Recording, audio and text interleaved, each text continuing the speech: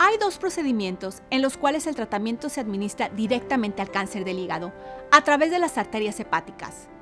Estos tratamientos se conocen como quimioembolización, la cual consiste en unos gránulos que contienen quimioterapia, y radioembolización, que se conoce por Y90, la cual consiste en gránulos de radiación.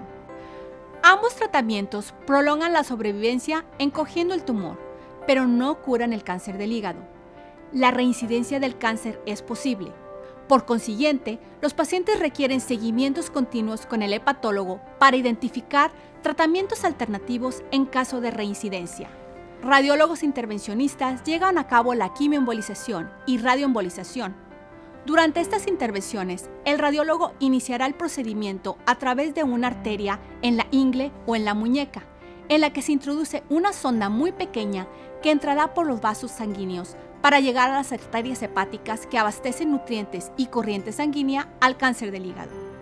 Posteriormente, los gránulos de quimioterapia o radiación se inyectan directamente en los tumores con la finalidad de destruir las células cancerígenas. Posiblemente se requieran varios tratamientos para controlar el cáncer. Los efectos secundarios de la quimioembolización y radioembolización incluyen dolor abdominal, náusea y vómito, síntomas como de una gripe con fiebre, dolor de cuerpo y el menos común podría ser un deterioro de la función del hígado. Para reducir el riesgo de infección, se le recetará un antibiótico para después del procedimiento. De 4 a 6 semanas posteriores al procedimiento, se le hará una tomografía computarizada o resonancia magnética para evaluar cómo está respondiendo su cuerpo a este tratamiento.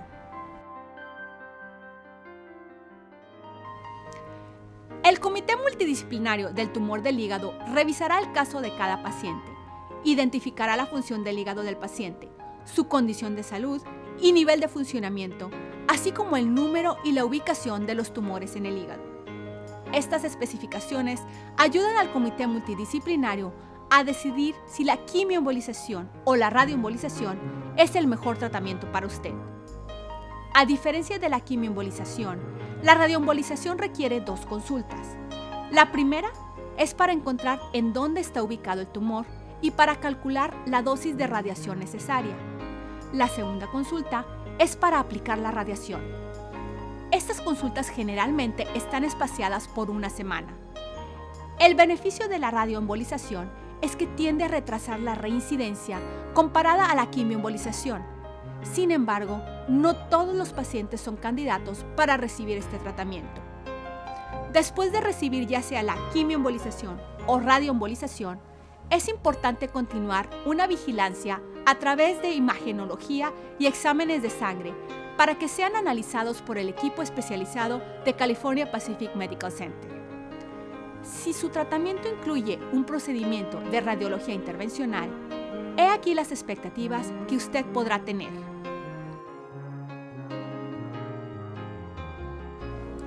Lo invitamos a que programe usted hacerse su procedimiento con anticipación para que pueda tener óptimos resultados. Le recomendamos que programe un tiempo para descansar y recuperarse en un par de días después de su procedimiento. Los efectos secundarios más comunes son dolor, el cual disminuirá conforme pase el tiempo, y tal vez también sienta náuseas, falta de apetito y falta de energía. Una vez que hayamos programado su procedimiento, nos comunicaremos con usted para darle instrucciones específicas preoperativas. Dichas instrucciones requerirán hacerse un examen de sangre en un tiempo específico, si su doctor así lo recomienda.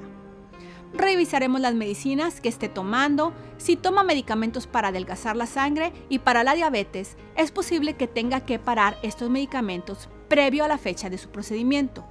De lo contrario, usted podrá tomar todos sus medicamentos el día de su procedimiento. Ese día solamente podrá tomar muy poca agua con sus medicinas, pero por favor no coma ni beba nada 6 horas antes del procedimiento.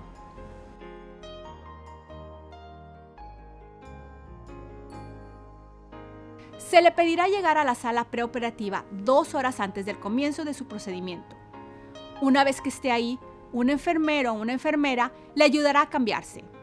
Sus pertenencias se guardarán en un closet.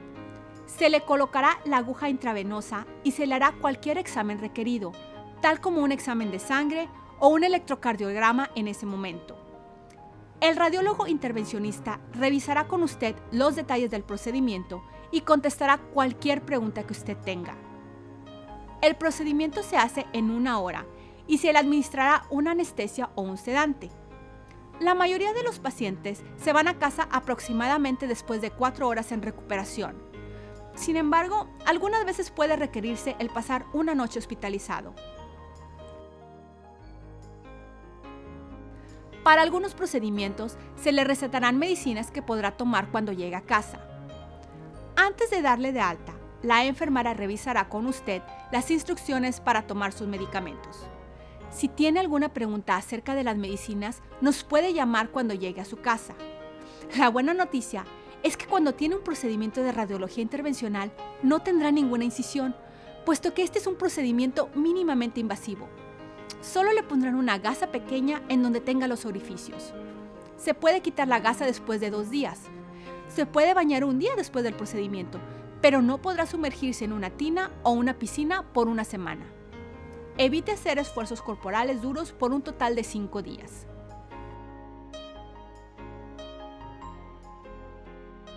Dependiendo del procedimiento radiológico que haya tenido, tal vez se requiera hacerse exámenes de laboratorio o alguna imagen radiológica.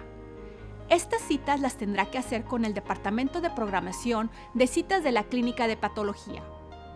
Le hemos proporcionado muchísima información y sabemos que posiblemente tenga preguntas.